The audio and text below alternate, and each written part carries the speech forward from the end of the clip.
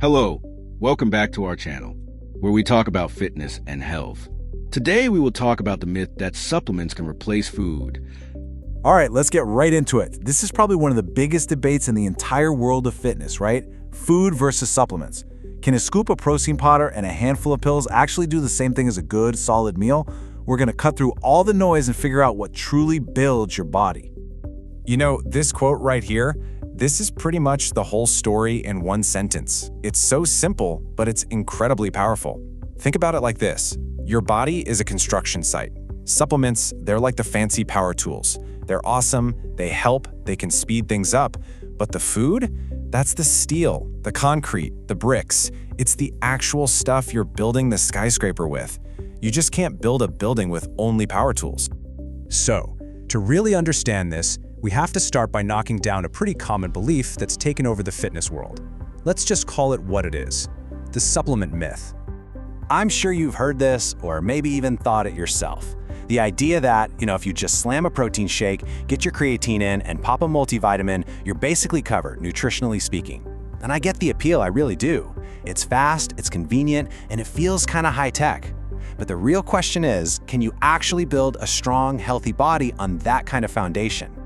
Okay, so if that's the myth, let's flip the coin and talk about the reality. Let's talk about what real whole foods bring to the table that a pill or a powder just can't. This is where the real magic, the real construction happens. And this is where whole foods just blow supplements out of the water. It's not about just one thing, it's about the entire package. You get fiber that actually feeds the good bacteria in your gut. You get all these amazing micronutrients and antioxidants that work together. And your body's just plain better at absorbing nutrients from food. Oh, and that feeling of being full and satisfied? Satiety. A shake is never going to give you that in the same way, and that's so important for managing your appetite. This chart just lays it out perfectly. A supplement gives you an isolated nutrient. Think of it as just vitamin C, all by itself. But an orange? That gives you nutrient synergy. You get the vitamin C, sure, but it's packaged with hundreds of other compounds that help your body actually recognize it and use it way more effectively. It's the difference between one musician playing a note and an entire orchestra playing a symphony. One targets a specific function, the other supports your entire system. And this idea of synergy, it's not just a nice thought, it's real science. The food-first approach is superior because of one major thing: complexity. And here's the bottom line.